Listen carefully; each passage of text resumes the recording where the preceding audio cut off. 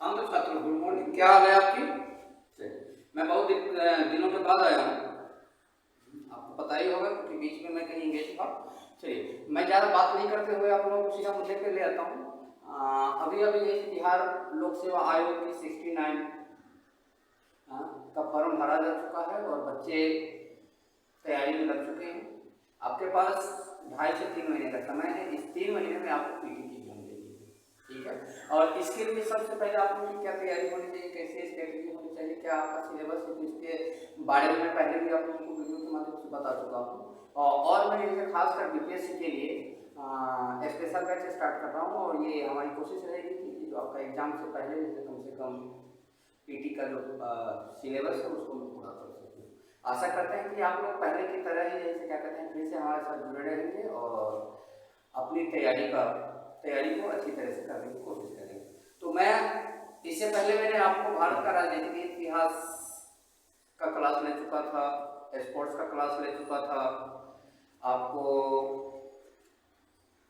और भी कई सारे जैसे क्या कहते हैं वो क्लास वगैरह सब आपकी जैसे हो चुकी है और जिसका वीडियो आपको यूट्यूब पे भी मिल जाएगा और लाइव क्लास के लिए या ऑफलाइन के लिए भी आप लोग संपर्क कर सकते हैं। चलिए मैं इसी सिलसिले में आगे आप लोगों के लिए जैसे अर्थशास्त्र इकोनॉमिक्स की क्लास लेकर आया हूँ। सबसे पहले बच्चे कहते हैं सर इकोनॉमिक्स समझ में नहीं आती, बहुत टेंशन होती है, क्या करें नहीं होते, सब ऐसे होते हैं, ठीक है। तो बच्चे इसको लेकर कंफ्यूजन है कि सारे चीज तो चलिए इतिहास है तो इतिहास में प्राचीन है, मध्यकालीन है, आधुनिक है, तो सब बच्चे कहानी की तरफ पढ़ लेते हैं। ज्योग्राफी और इकोनॉमिक्स के लिए अक्सर शिकायत आती है कि सर इसके बारे में कुछ हम लोगों को जैसे क्या बताएं, इसके बारे में हम लोगों को जैसे क्लास करेंगे। तो बच्चों की डिमांड के लिए मैं आज इकोनॉमिक्स की क्लास लेकर आया हूँ। और इकोनॉमिक्स सबसे पहले हम लोग ध्यान देते हैं कि इकोनॉमिक्स कहते किसे हैं।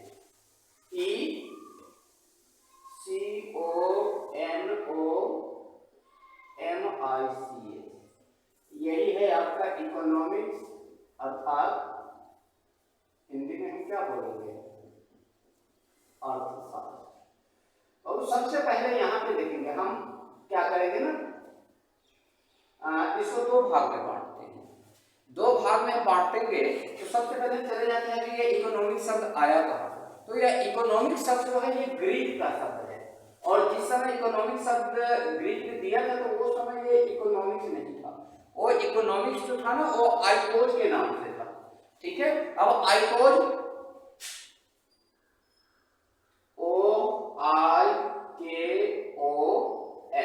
पहले ऐसे लिखी जाती थी, फिर इसमें नोमोज लगाया जाता था, आइकोनोमोज होता था, NOMOS। तो उसने जैसे पहले इसको दो भागों में बांटा, आइकोज को अलग किया, नोमोज को अलग किया। अब ये कहेंगे देखिए आइकोज का मतलब क्या होगा, तो ये जो एक ग्रीक भाषा का शब्द है, किस भाषा का शब्द है, ग्रीक। हम लोग जानते हैं, हम लोग पढ़े हैं, बहुत सारे शब्द हमारे सामने ऐसे आते हैं जो ग्रीक ने दिया है। तो आइकोज का मतलब आप ले सकते हैं घर, होम, और यहां से ये नोमोज का मतलब हम क्या लेंगे बताएंगे। नोमोज का मतलब होता है नियम, कानून, प्रबंधन,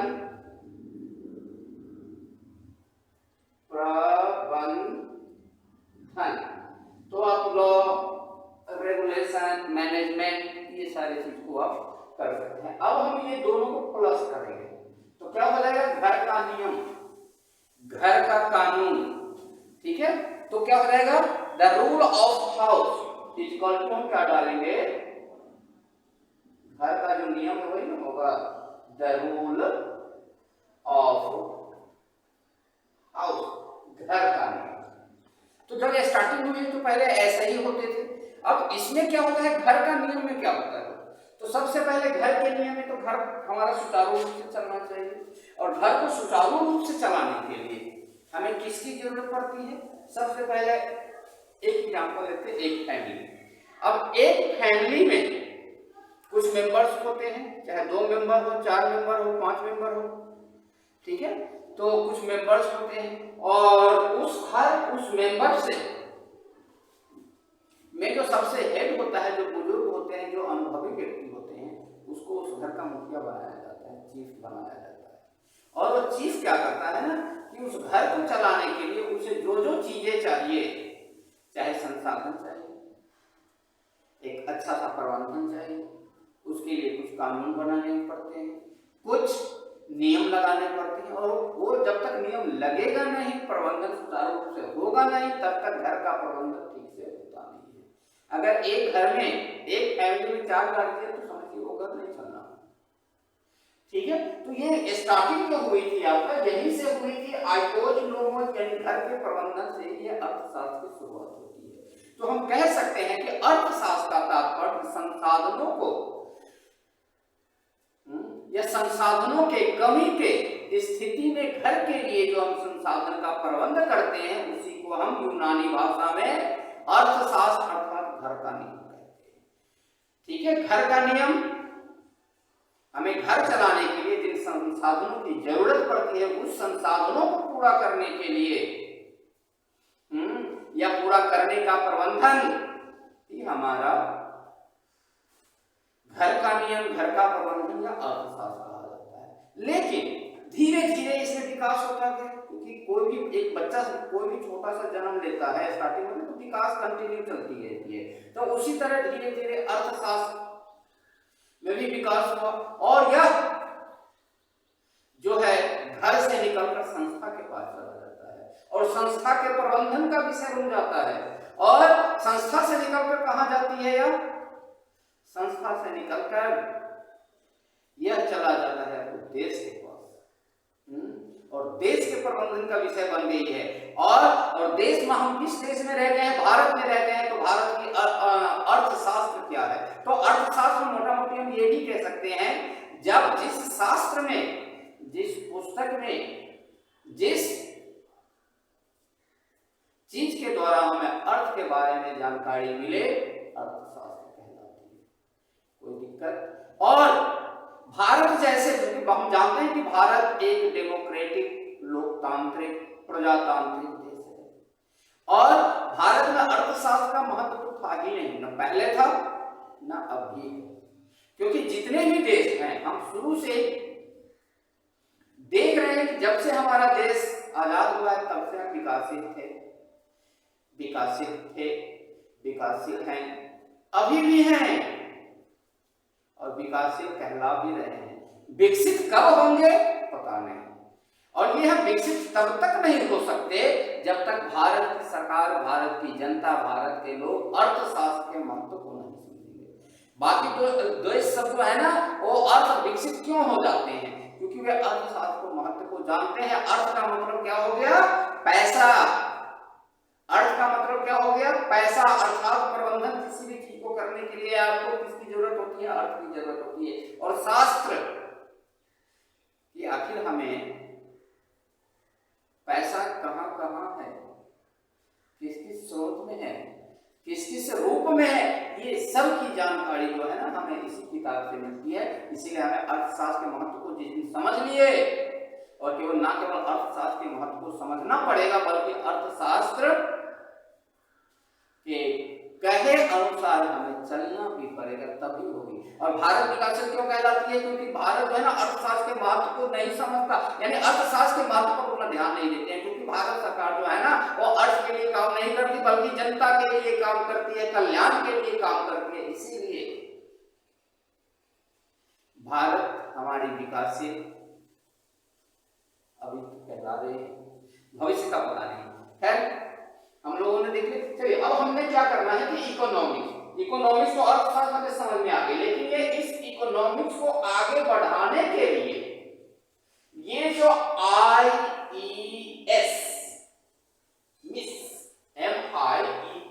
MIECS है ना, तो अगर हम ये तो हमारा देखेंगे तो ये हमारा प्लूरल भाषा है, इसका हम सिंगुलर बनाएंगे तो ये किसको हम चेंज करते हैं? तो आई,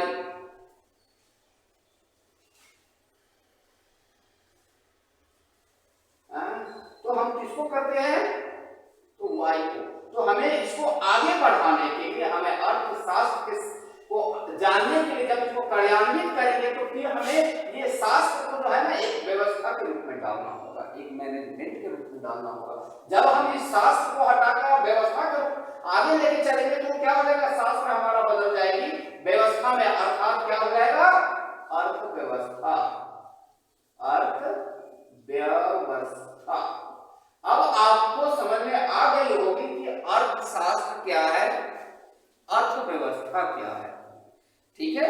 और अर्थव्यवस्था मतलब घर को चलाने के लिए अगर हम अर्थ की व्यवस्था ना करेंगे तो हमारा घर बिल्कुल ना चलेगा, ठीक है। और व्यवस्था अर्थात प्रबंधन आप कह सकते हैं, आपने लिखा प्रबंधन, तो ये व्यवस्था ही हमारा प्रबंधन कहलाती है। अब ये व्यवस्था में क्या होता है, चलिए इसको मैं आपको लिखता हूं, व्यवस्था में क्या हो जाएगा, तो ये पहले अर्थव्यवस्था यानी इकोनॉमी, इकोनॉमिक्स से जो है ना इकोनॉमिक्स हो जाता है, अर्थशास्त्र, अर्थात मैं यहाँ पे ले लेता हूँ इकोनॉमिक्स, ECONOMI, इकोनॉमिक जो है को आगे हमें अगर हम देखिए क्या करते हैं, बढ़ाना है, इसके बारे में नहीं सिर्फ केवल जानना ही नहीं बल्कि इसके अगर हम एक्शन लेते हैं तो इकोनॉमिक्स को बढ़ाएंगे तो ये कौन सा रूप ले लेगा, इकोनॉमी का रूप ले लेगा, ECONOMY, इकोनॉमी का रूप ले लेगा, तब जाकर देखिए क्या कहते हैं हमारी इकोनॉमी कैसी है, नहीं उसके ऊपर हमारे विकास, हम विकासशील रहेंगे, विकसित रहेंगे, अल्प विकसित रहेंगे और डिपेंड करती है। तो मतलब ये आपको समझ में आ गई, पहला इकोनॉमिक्स, अर्थशास्त्र। अब इसमें भी दो तरह के अर्थशास्त्र मिलेंगे आपको, इसके भी दो प्रकार हैं, एक है माइक्रो, MACRO, माइक्रो, और एक हो जाएगा माइक्रो, MICRO।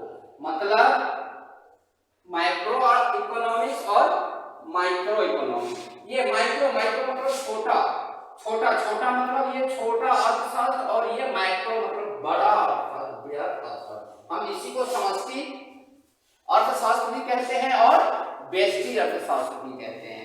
अब यहाँ पर देखते हैं माइक्रो का मतलब ये छोटा हो गई, तो छोटा क्या, जब हम किसी एक व्यक्ति, एक संस्था या किसी जैसे क्या कहते हैं व्यक्तिगत रूप से जैसे क्या कहते हैं जिसका अध्ययन किया जाएगा वो हमारा जैसा माइक्रो अर्थशास्त्र कहलाएगी, और जब पूरे समाज के लिए, पूरे देश का अध्ययन किया जाएगा वो हमारा माइक्रो इकोनॉमिक्स कहलाता है। तो जब हम बड़े रूप में करेंगे, सोशल रूप में करेंगे, पब्लिक रूप में करेंगे तो हम जाएंगे माइक्रो के पास, अगर हम एक सीमित दायरे में करेंगे वो हमारा हो जाएगा।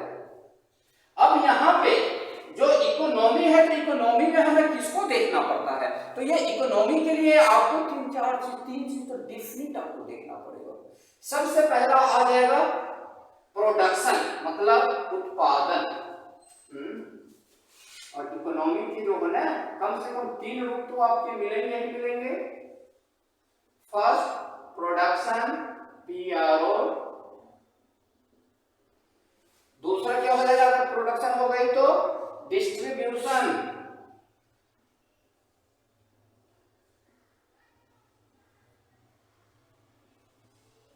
और इसके बाद क्या हो जाएगा, कंजप्शन।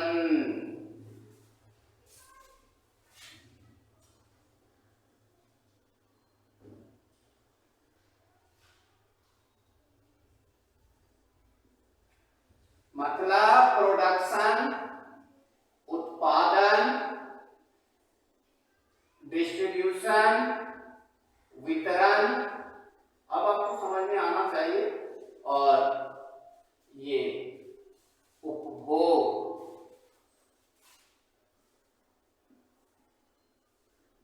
ये चीज हम पढ़ेंगे अपने इकोनॉमी के अंदर। और जब ये तीनों चीज को हम पढ़ेंगे तो ये तीनों चीज जो होती है दो लेवल से होती है, ये तीनों चीज जो होती है ना ये दो तरीके से वर्क होती है। एक होता है बाजार के रूप में, दूसरा हो जाता है सरकार के रूप में, ठीक है। तो यही चीजों को हम आगे देखेंगे। अब इकोनॉमी कितने प्रकार की होती है, ठीक है, उसके कौन कौन से होते हैं, सारे डिटेल अब आपको मिलेगी। आप लोग कृपया इसको स्क्रीनशॉट लेना है, स्क्रीनशॉट ले सकते हैं, इसको लिखना है, आप लिख सकते हैं, थोड़ा जल्दी करें।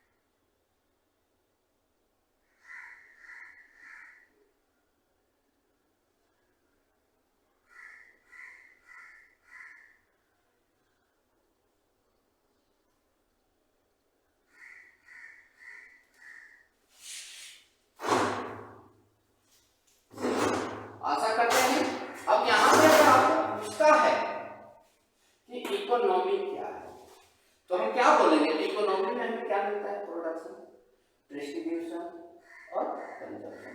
तो हम ये तीनों को मिला देते हैं, तो हम क्या बोलेंगे, economy is the system that is made by this three things, यानी अर्थव्यवस्था हम उस व्यवस्था को कहते हैं जिसके अंतर्गत उत्पादन, वितरण और उपभोग ये तीनों सम्मिलित है। क्लियर है? तो इकोनॉमी अर्थव्यवस्था किसको कहेंगे, जिस उस सिस्टम को, उस विधि को, उस तरीका को, उस विभाग को जिसके अंतर्गत ये तीनों के तीनों सम्मिलित हो, हमारी अर्थव्यवस्था कहलाती है। लेकिन केवल एक अर्थव्यवस्था हम कहते हैं, आपको लग रही है कि अर्थव्यवस्था पूरा है, अपने आप में पूर्ण शब्द है, नहीं। क्यों? क्योंकि जब तक हम इसको किसी न किसी के साथ जोड़ेंगे नहीं, ये प्लस मांगता है, प्लस आप किसी को जोड़िए तब जाकर के पूरा बनेगा। जैसे हम किस कहां रहते हैं, भारत में, इंडिया, तो हमें क्या करना होगा, अब हम इसके साथ जोड़ते हैं, इंडियन। अब आपको समझ आती है, भारतीय तो पूरा हो गई। किसी भी देश के साथ, किसी भी कंट्री के साथ, किसी भी संस्था के साथ, किसी भी फैमिली के साथ आप जोड़ देंगे, ये पूरा शब्द बन जाएगा। जैसे हम लोग अब क्या पढ़ेंगे, हम भारत में, हम लोग भारतीय अर्थव्यवस्था पढ़ेंगे, और भारतीय अर्थव्यवस्था में ये तीनों चीजें को अलग अलग पढ़ेंगे। लेकिन अर्थव्यवस्था जो है, हमें किसी ने, ये एक अधूरा शब्द है, और इसके लिए हमें किसी देश के साथ, चाहे इंडिया हो, अमेरिका हो, जापान हो, अफ्रीका हो, तो जिसके साथ जोड़ेंगे उसकी अर्थव्यवस्था हमें देखने को यहीं से क्या करते हैं, तब ये पूरा शब्द बनता है, नहीं तो नहीं। अब इसमें भी यहीं से क्या करते हैं, दो तरह की चीजें हमें देखने को मिलेगी। चलिए मैं पहले इसको मिटाता हूँ, ठीक है, फिर आगे बढ़ाते हैं।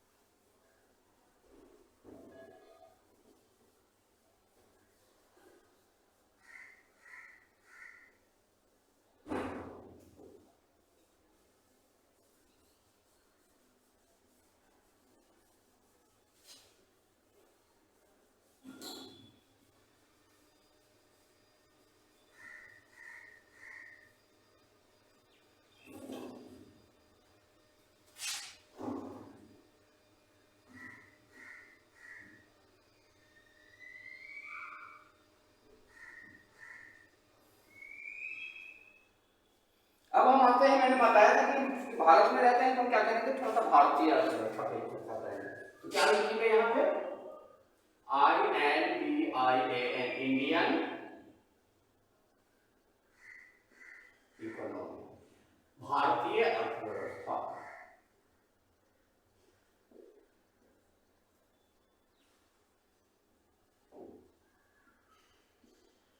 भारतीय अर्थव्यवस्था।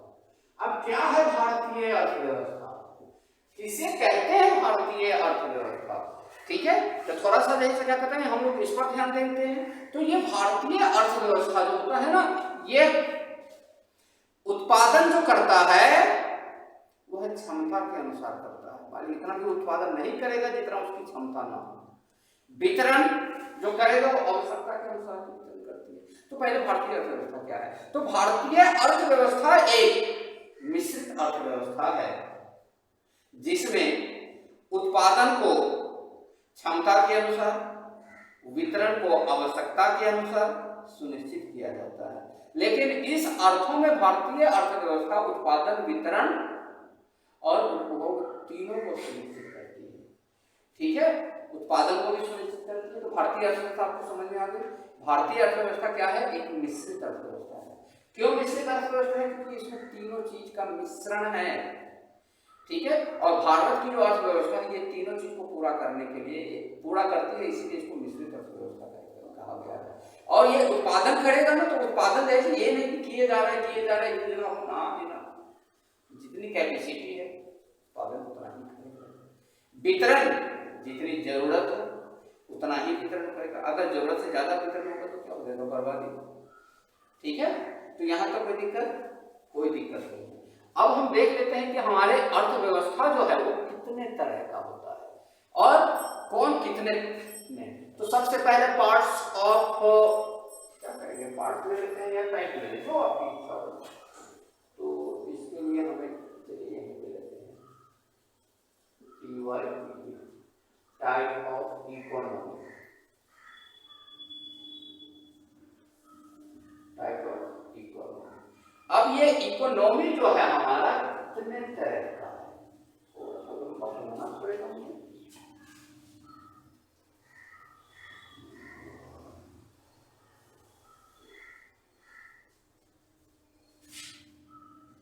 फर्स्ट देखते हैं, अरे नहीं, आप लोग आपकी इच्छा साथ में लिखें बाद में लिखें, ठीक है। तो टाइप ऑफ इकोनॉमी यह जो है भारत के अर्थव्यवस्था के प्रकार जो है वह किस किस के ऊपर, तो सबसे पहले राज्य की प्रकृति के आधार पर है। पहला हो जाएगा the nature of A state, राज्य की प्रकृति के आधार पर, यह जो है राज्य की प्रकृति के आधार पर निर्भर करती है। दूसरा और किसके ऊपर डिपेंड होगा, कार्य की प्रकृति के आधार पर, कार्य की प्रकृति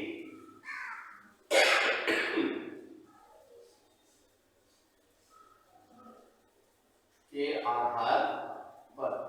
चलिए एक और होना चाहिए, क्या, अंतरराष्ट्रीय संबंधों के आधार पर,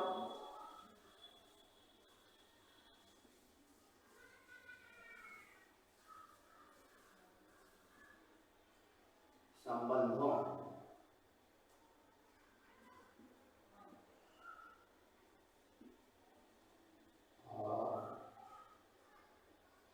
आधार पर, ठीक है।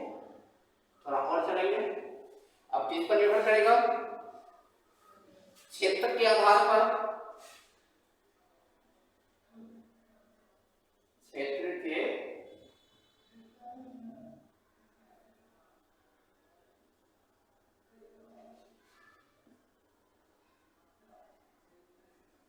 आधार पर। चलिए इसके बाद क्षेत्र के आधार पर के बाद इसमें और भी है दो आपको, एक मिनट पहले मैं इनका जैसे जवाब दे देता हूँ।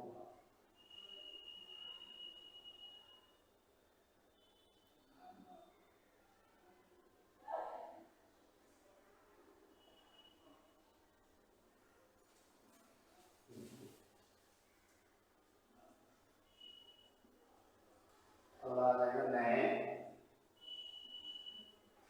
नियम के आधार पर और स्वामित्व के आधार पर, ऑनरशिप,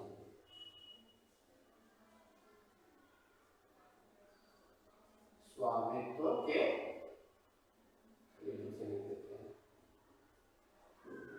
तो भारत की अर्थव्यवस्था जो है ना, ये इन चीजों के ऊपर निर्भर करता है, राज्य की प्रकृति, कार्य की प्रकृति, अंतरराष्ट्रीय संबंध, क्षेत्र के आधार पर, नए नियम के आधार पर और स्वामित्व के आधार पर।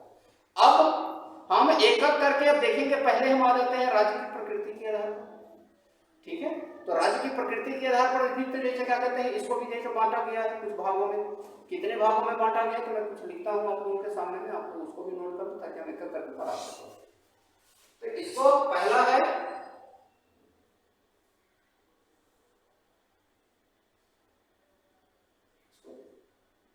तीन भागों में बांटा गया है। पहला लेते हैं पूंजीवादी,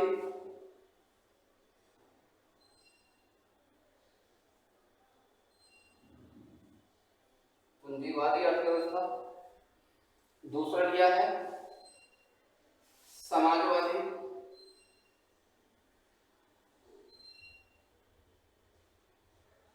और तीसरा क्या हो जाएगा हमारा मिश्रित।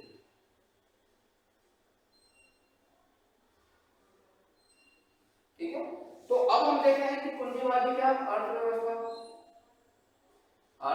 भी बांटा गया है तो हम एकत्र कर लेंगे। अर्थव्यवस्था, ठीक है, ये सब अर्थव्यवस्था आप कर सकते हैं सबको। अर्थव्यवस्था लंबा हो जाता है, इकोनॉमी कर देते हैं।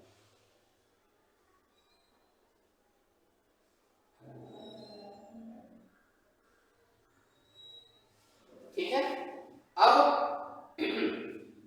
कार्य की प्रकृति के आधार पर इसको भी तो बांटा गया होगा।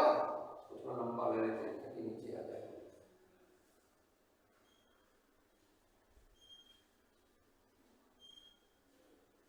ठीक है, अब इसको क्या किया गया है, कितने भागों में बांटा गया है, तो बताएं।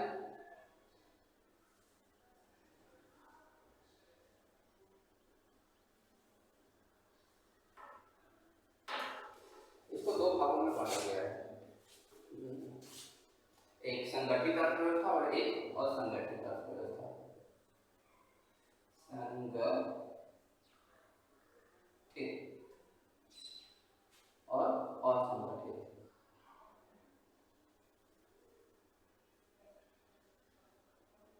वही अर्थव्यवस्था,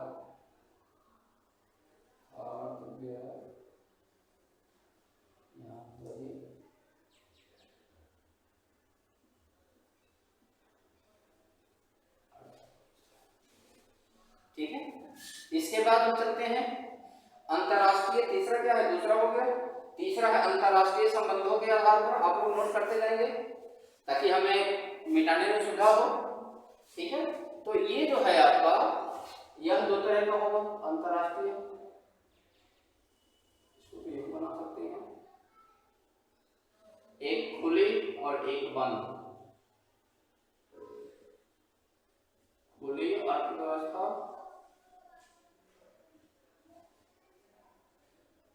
ठीक है, और ये हो जाएगा बंद अर्थव्यवस्था।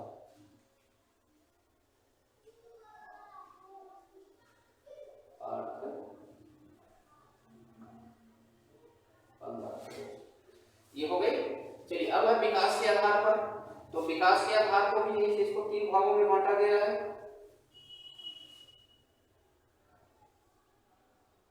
क्षेत्र के आधार पर, तो क्षेत्र के आधार पर ये इसको तीन तरह से किया गया है।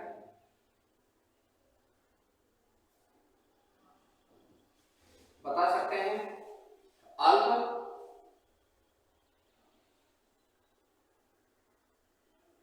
विकासशील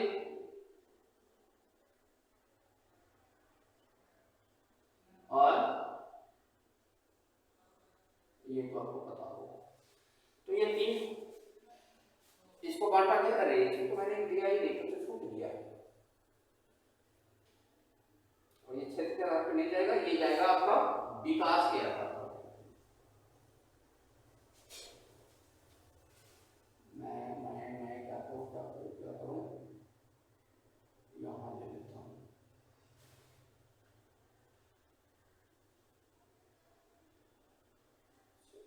यहाँ पे ये हो जाएगा विकास, विकास के आधार पर, लिख लीजिएगा विकास के आधार पर। ये अगला पॉइंट हो जाएगा, यानी ये पहला, दूसरा, तीसरा, 4, 5, 6, 7। ठीक है, और कुछ नया है मैं उसकी भी चर्चा करूंगा। तो ये तीन आपका क्लियर हो गए।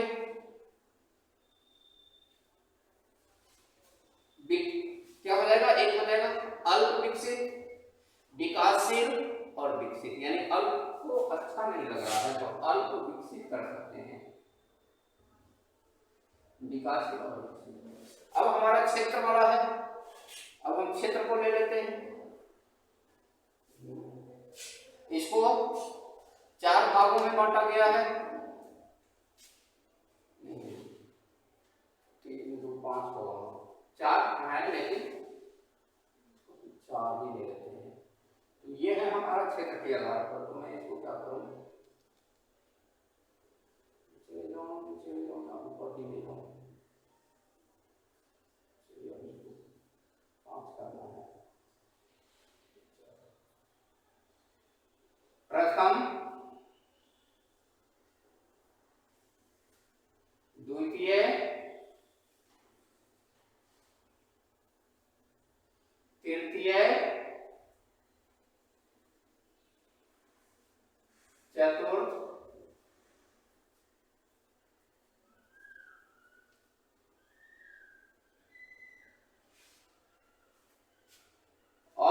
पंचम।